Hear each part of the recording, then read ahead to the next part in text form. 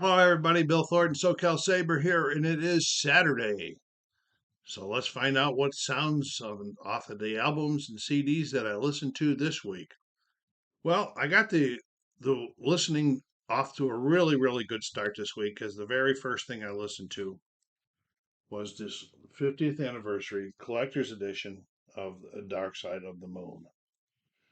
Now, I did a special release on this one here, but I'm going to show it to you anyway, in case somebody missed it and somebody's just joining in for this one.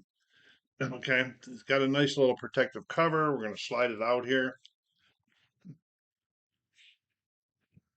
Okay, then we're going to get the standard great Dark Side of the Moon album cover.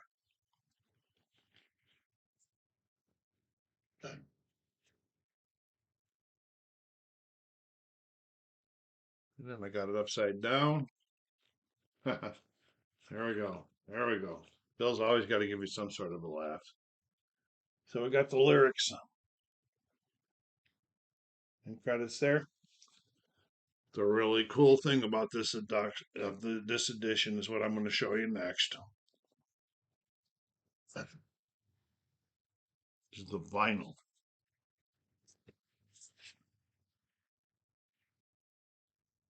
Okay.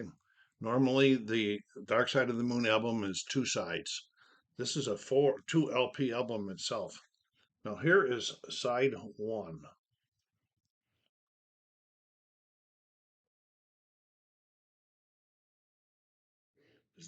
There is music on that side. There is nothing on the other side except for graphics. This is not a picture disc. This is clear vinyl. I'll tell you after I show you the rest of it how it sounded.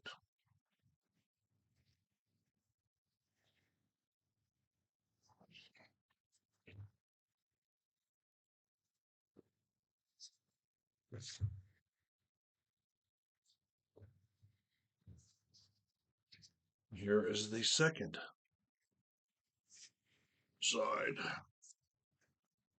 Check out the cool colors and graphics.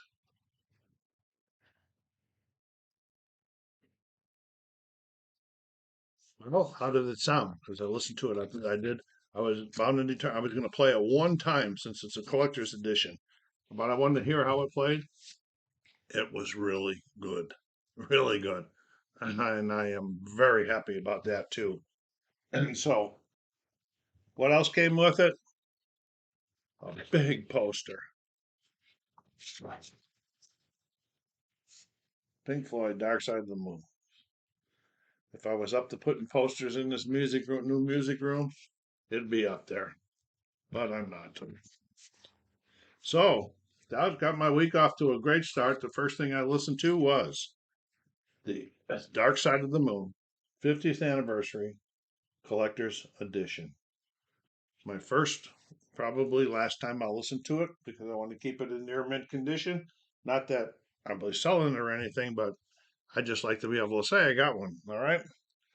So the second thing that I listened to this week, well, I wanted another direction. I'm just looking at my notes here.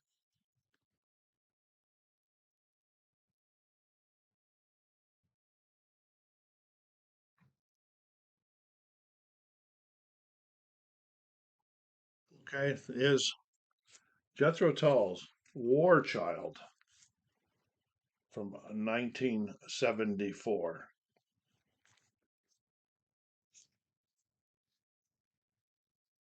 Came in the original shrink wrap with the hype sticker on the shrink wrap. There's the back.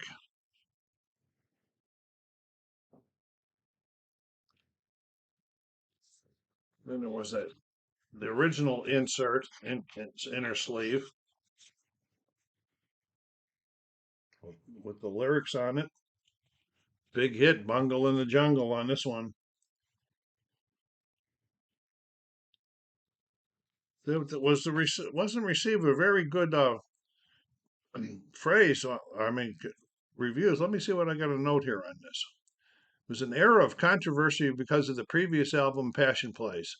However, it did reach number 14 in the UK, number 2 in the US, despite critical reviews. And I picked it up in a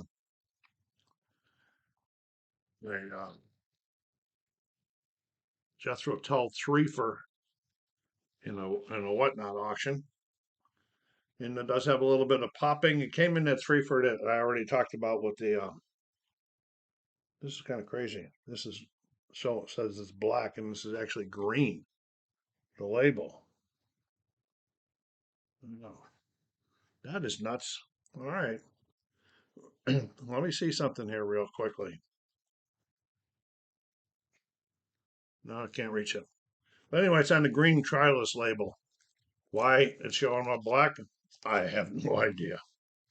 All right, but it had a little bit of popping on it. Okay, but it's playable and it is better than the Aqualung one that came in the same threefer.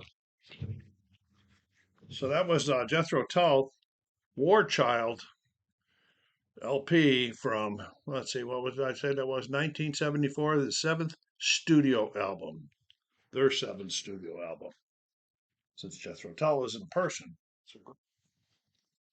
All right, next thing that I listened to this week was out of already in my collection for a long, long time, and this was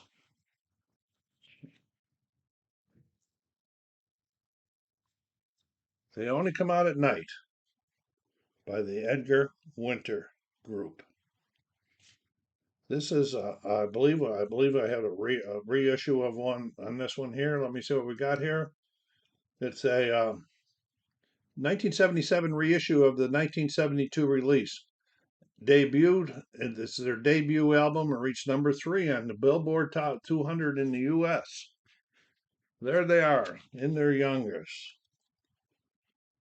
As I've said before, a couple months ago or a few months ago, I saw Edgar Winter as part of the group with Ringo Starr and his all-star band in concert. Big hits on this one: Free Ride and Frankenstein. The great sound of that one. And let's see what we got here. And this is on the Epic label.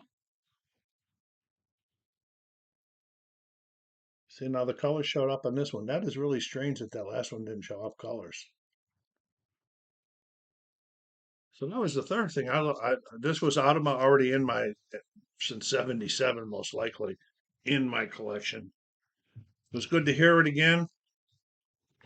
He played it great when he played it with Ringo Starr and the All Star Band. They played Free Ride and Frankenstein. Good stuff. Then I went to my CDs. I got to bring them over here. And the first one, and they were both double CDs this week. Going for that. The first one is The Essential Johnny Cash. Tons of music on these two. I was thinking back and why would I have bought this compilation? I probably bought this because at the time I didn't have too much Johnny Cash in my uh, collections. So this was compiled to commemorate Johnny's 70th birthday, and it did reach the 16 in the U.S. country chart and 35 on the Billboard 200 chart. But I was surprised. Like I said, I probably got it because I didn't have. I like Johnny Cash's some of his songs, but I didn't have much in my collection at the time. And this was done in 2016, and I was totally surprised at how many songs I knew on this CDs, including the lyrics. So it's funny how the brain stores all that information up on you, don't it? It's going to open her up again. Comes on two nice red Columbia label. Both CDs are the same. Got a little booklet in here. I don't think it's a little one, but we'll show it to you if I can get it out here. Wow. There we go. Okay, there's the what you saw on the cover there. And we open it up to lots of writing. Happy birthday, John. That's pretty cool if they put that on there. And a lot of different people get, all that writing was people, different people giving him birthday wishes.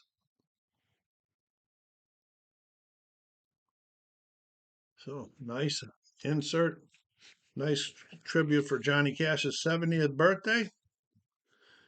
And so that was the Essential Johnny Cash, a CD that I listened to this week and I enjoyed.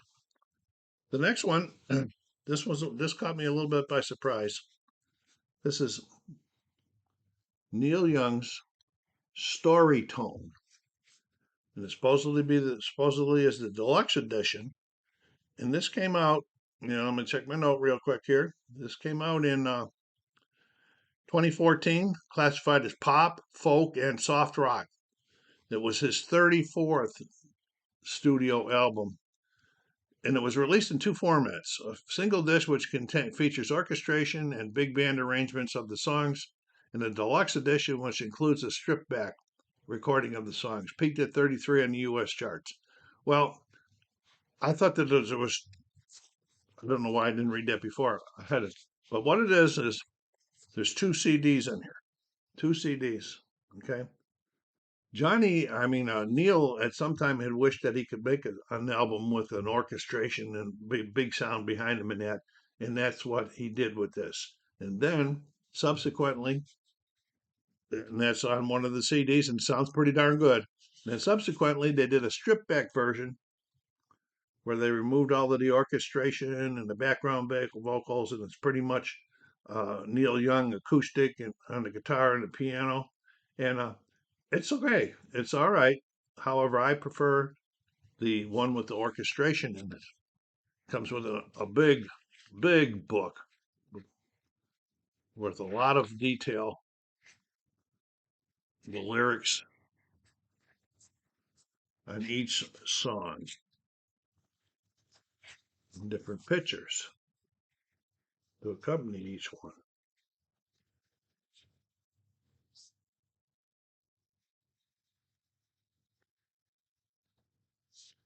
So, thinking that it was two CDs,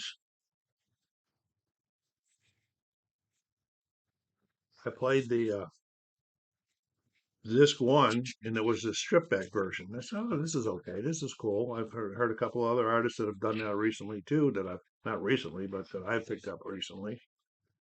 Then I put in the second one, thinking that I was going to have a second CD of different songs, and it wasn't. It was the same songs, but with the original orchestration and everything, and that sounded pretty good. Okay, so that was a surprise. I liked it. Would it get more airplay? Probably. All right, in my collection. Not at the top of my Neil Young albums, but I liked it. So that was Story Tone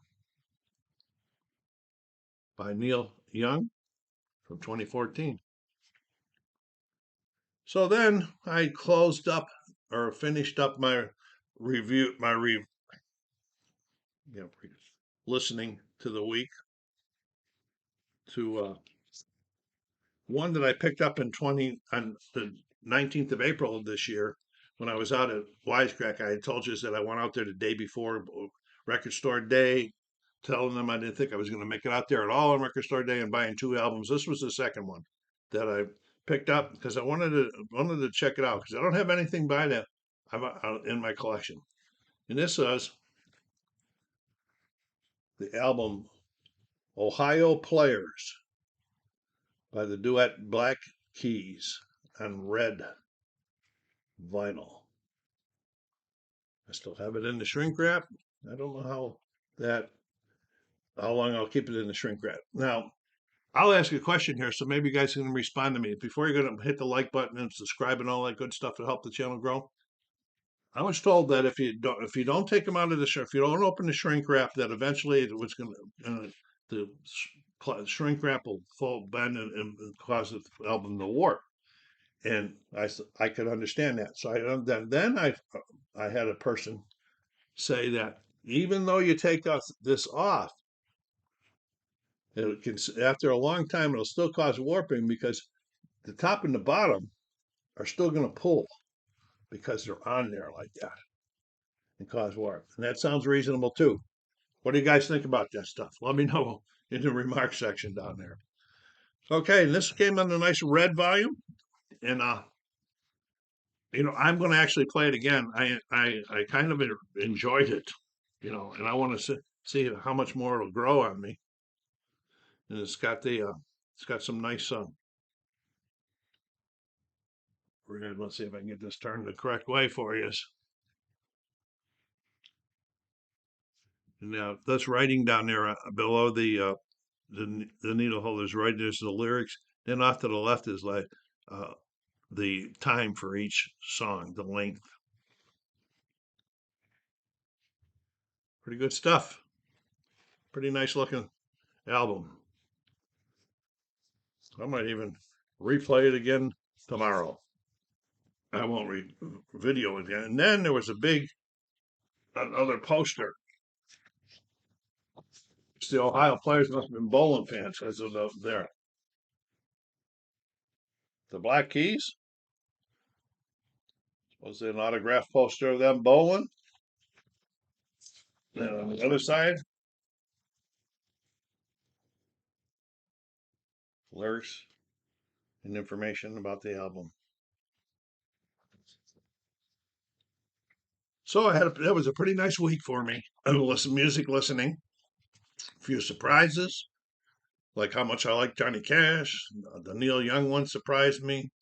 The rest of them did not surprise me. This one just surprised me a little bit. A little bit, yeah. It's probably going to watch it again. So anyway, this is SoCalSabre.